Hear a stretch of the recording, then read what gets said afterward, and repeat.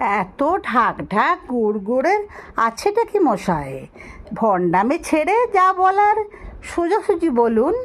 দেখুন, জীবনটা সোজা নয়, জীবনে কিছুই সোজা যায় না। এমনকি হাত থেকে ঢিলটা ছুটলেও সেটা প্যারালাল হয়ে বেঁকে পড়ে। একটা গাছ, সেও সূর্যের দিকে প্রথমেই সিধে ওঠে না, গোড়ায় একটু আঁকে বাঁকে। তাল, নারকোল, খেজুর টেজুর দু একখানা পাম জাতীয় একল সেরে উচ্চাকাঙ্ক্ষী উদ্ভিদ ভিন্ন, কিন্তু তাদের শেকড়গুলো নেড়ে চেড়ে দেখেছেন কি? বলুন তো, মাটির নিচে গিয়ে তাদের সোজাসুজির জারি জড়ি খাটে কি না? হুম, সেখানে তেনাদের ভিন্ন মূর্তি। নদীর কথা বাদই দিচ্ছি, এই আপনাদের মহদাশয় সমুদ্রের কথাটাই ধরুন।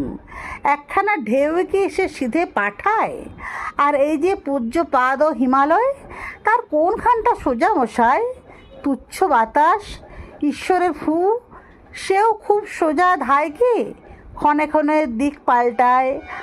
আমি সামান্য মানুষ, আমি কি করে সোজা বলবো, সোজা চলবো? হাঁটতে গেলে ডান পাটা একটু ডাইনে হেলে পড়ে, বা পাখানা বাঁয়ে হেলে যায়। সেই ছোটোবেলা থেকে ঢের চেষ্টা করে দেখেছি মশাই, কিছুতেই নাকের সোজা হাঁটতে পারিনি। একে কি আপনি ভণ্ডামি বলবেন? আমাকে কি বলবেন দুমুখ সাপ? দেখুন দাদা, দুটো জিনিস কেবল সোজাসুজি চলে, আকাশ ফুঁড়ে বৃষ্টি আর চক্ষু ফুঁড়ে জল। আর একখানা কথায় কেবল সোজাসুজি বলা যায় মিথ্যে।